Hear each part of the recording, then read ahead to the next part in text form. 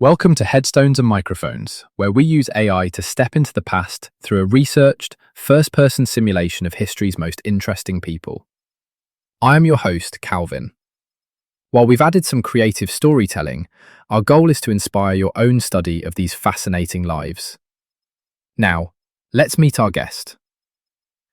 For those who may somehow not know who you are you? Hi, Calvin. My name is William Still, and during my time on Earth, many folks came to know me as an abolitionist, a businessman, and a writer.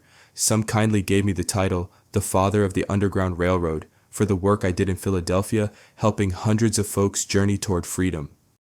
It is an honor to have you, William. Let's go back to the very beginning. When and where were you born? I was born on October 7th, 1821, out in Chemung Township, which is in Burlington County, New Jersey. What was your given name at birth?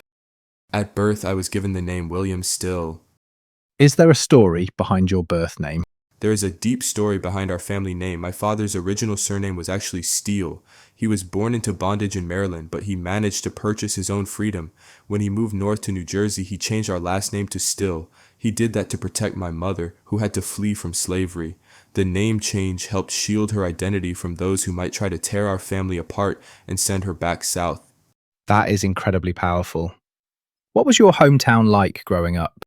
Growing up in Burlington County, it was quite rural. We lived and worked out on a family farm.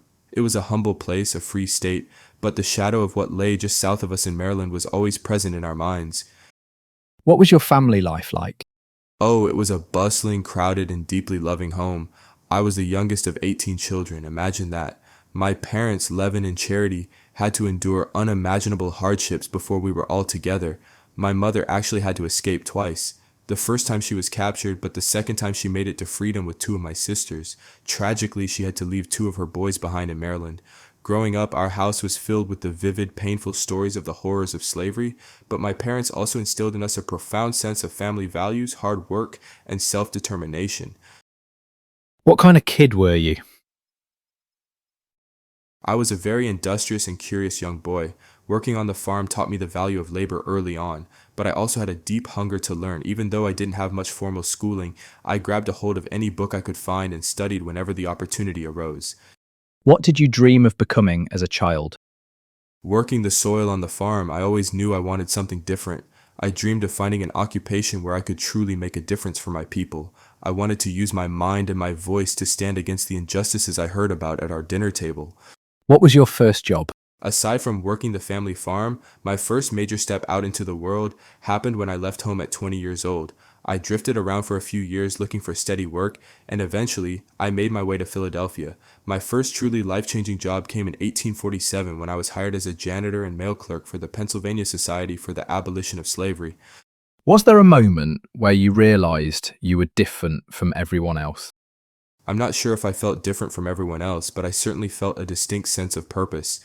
While working at the anti-slavery office, I realized I had a knack for organization and a deep empathy that allowed me to connect with the brave souls coming through our doors. I was the first black man to join the society and hold a position there, which made me realize I was in a unique place to effect real change. What's a decision that changed everything for you, but felt small at the time? It was the decision to write everything down. When fugitives started arriving at our station in Philadelphia, I began keeping meticulous hidden records of their stories, their real names, where they escaped from, who had held them in bondage, and where they were going. At first, it was just a way to help families find each other and reunite later on. It felt like a simple act of administrative duty, but that decision ultimately preserved the largest first-hand history of the Underground Railroad. What was your biggest break? My biggest break professionally was when the Philadelphia abolitionists reorganized and formed a new vigilance committee to directly aid escaping slaves. Because of my dedication as a clerk, I was appointed the chairman of that committee. It put me right at the center of the Freedom Network. What were your biggest struggles before success? Oh, the early years in Philadelphia were lean. I had very little money and was taking on menial jobs just to survive while trying to teach myself to read and write at a higher level. Did you ever consider quitting? No, Calvin. When you see the courage of a mother running through the woods at night, or a man arriving at your door after hiding in a wooden box for days, you realize your own struggles are small. Giving up was never an option when human lives and freedom were on the line. Were there any specific daily habits or routines that you feel are essential to your success? Consistency in documentation and writing letters. Every single day, I answered correspondence for the Vigilance Committee, kept our fundraising organized, and updated our logs. Keeping a sharp, ordered mind amidst total chaos was the only way to keep people safe.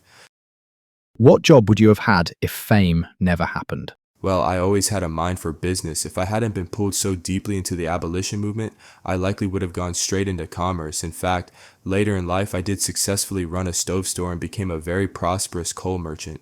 What was your life like before fame? It was a life of quiet, steady preparation, working hard, marrying my beautiful wife Letitia in 1847, raising our children, and doing the quiet, dangerous work behind closed doors without looking for any public recognition.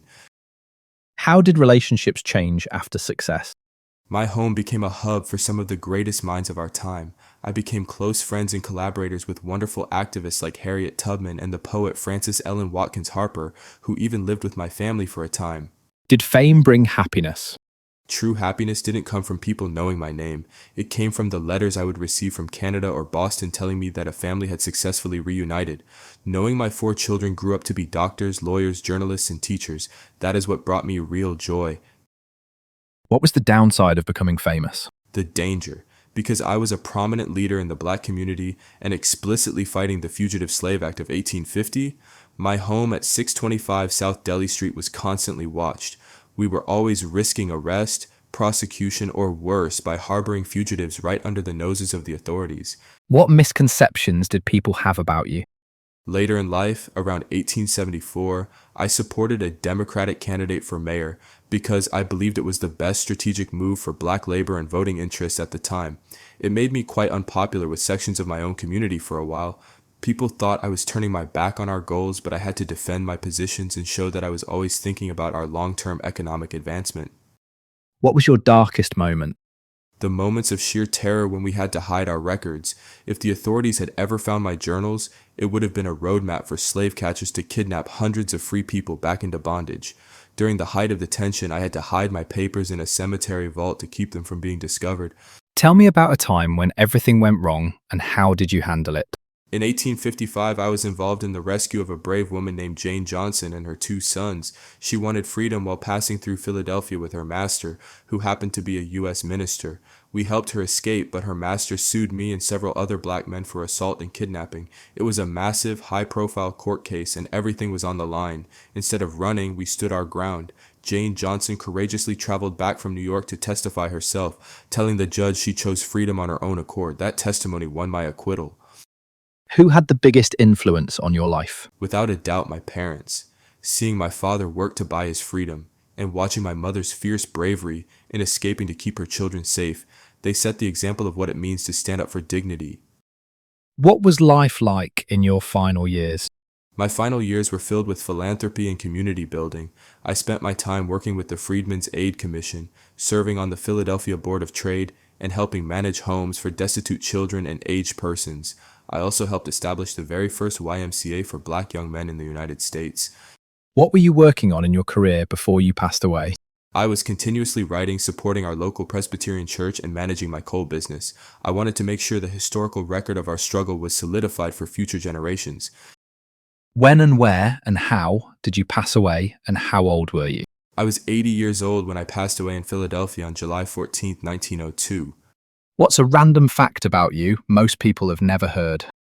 One day, a fugitive slave named Peter arrived at my office looking for help. As he began telling me his life story and naming his parents, a shock went through my entire body. I realized this man was my own older brother, Peter, who had been left behind in Maryland 40 years earlier when our mother escaped. Of all the hundreds of people to walk into my station, the Lord brought my own brother to my door. What was your favorite food? Oh, after a long day of working the coal yard or writing at my desk, I always enjoyed a simple, hearty, home-cooked meal prepared by Letitia. Nothing beats fresh bread and a warm stew. Did you have any known rivalries? I wouldn't call them personal rivalries, but I certainly had fierce ideological battles with the slaveholders, the federal marshals enforcing the fugitive slave law, and anyone who believed that public transit in Philadelphia should remain segregated. What advice would you give people chasing success? True success is not measured by the wealth you accumulate, but by how many people you lift up along the way. Be diligent, keep honest records, and never be afraid to do what is right, even when the laws of men tell you it is wrong. William, do you have any closing remarks about the interview or the stories you shared that you would like to share with the listeners before signing off? I just want to remind everyone listening that freedom is a constant vigil. The stories of those who traveled the Underground Railroad are stories of profound hope and courage. Thank you so much for having me on your show, Calvin, and for keeping these memories alive. And that wraps up another conversation from Beyond the Grave. Thanks for joining us on the Headstones and Microphones podcast. Remember, legends may die, but their stories never do. Please help spread the word by sharing and following the pod.